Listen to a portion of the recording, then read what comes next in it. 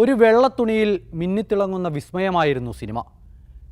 1936 മുതൽ തിരുവനന്തപുരക്കാരെ സിനിമ കാണിച്ച ഒരു കൊട്ടകയുണ്ട്, ന്യൂ തിയേറ്റർ.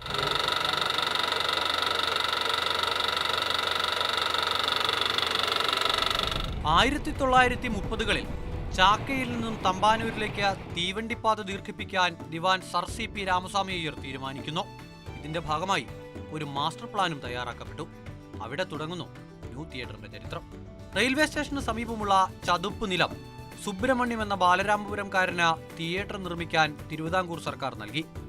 ആരാണ് സുബ്രഹ്മണ്യം എന്നാൽ പ്രശസ്തനായ മേരിലാൻഡ് സ്റ്റുഡിയോയുടെ സ്ഥാപകൻ.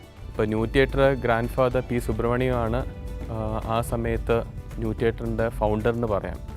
ആ സമയത്ത് കൺസ്ട്രക്ഷൻ നടക്കുമ്പം ഇതേപോലെ ഗ്രാൻഡ് ഫാദർ കൂടെ മക്കൾ S. കുമാർ, S. ചന്ദ്രൻ, ഈ പിള്ളേർ അവരുടെ പിള്ളേരായത് കൊണ്ട് ഫുൾ കൺസ്ട്രക്ഷൻ വർക്കിൻ്റെ എല്ലാ ചുമതലയും ആ സമയത്ത് അവർ കൂടെ നിന്നാണ് ചെയ്തത്. അന്ന് ഞാൻ കേട്ടിട്ടുണ്ട് മൊത്തത്തിൽ. അതായത് അന്നത്തെ സിനിമ കാണുമ്പം ഇതേപോലെ സീറ്റ്സ് ഒന്നുമില്ല, ബെഞ്ച് മറ്റേ ഓലപ്പുര എല്ലാം. ഇതേപോലെ ഇൻ്റർവെൽ സമയത്ത് ഒരു വലിയ ബാഗിൽ ഈ കപ്പലണ്ടി എല്ലാം കൊണ്ടുവന്ന് അങ്ങനെ വിതരണം ചെയ്ത് സ്നാക്സൊക്കെ കഴിക്കേണ്ട ഒരു കാലഘട്ടമായിരുന്നു. ചാക്കയിൽ നിന്ന് ലോറിയിൽ ലോഡ് കണക്കിന് വെള്ളമണൽ കൊണ്ടുവന്ന ചതുപ്പ് നികത്തി ഒരു സിനിമാശാല ഉയർത്തി. 1936 മാർച്ച് 14 തിയേറ്റർ അനന്തപുരിക്ക് സമർപ്പിച്ചു.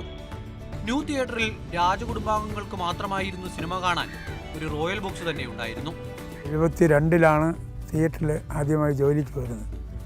അന്നത്തെ സിനിമയിൽ നിന്ന് ഒരുപാട് വ്യത്യസ്തമായ സാങ്കേതിക വിദ്യകൾ, പുതിയ sound system, lighting, screening, silver screen, അതൊക്കെ നേരത്തെ ഒരു പ്ലാസ്റ്റിക് വൈറ്റ് സ്ക്രീൻ മാത്രമേ നമ്മൾ 70 ഉണ്ടായിരുന്നുള്ളൂ.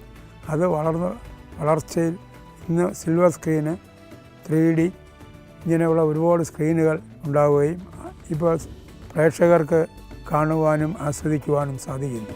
ആദ്യകാലത്ത് തുടങ്ങിയ തിയേറ്ററുകളിൽ പലതും രൂപമാറ്റം വന്ന ഓഡിറ്റോറിയങ്ങളും കല്യാണ മണ്ഡപങ്ങളുമായി നിരവധി എണ്ണം പൂട്ടിപ്പോയി.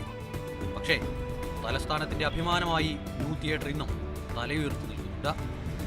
അമൽ തേനമ്പറമ്പിൽ, മാതൃഭൂമി ന്യൂസ്, തിരുവനന്തപുരം.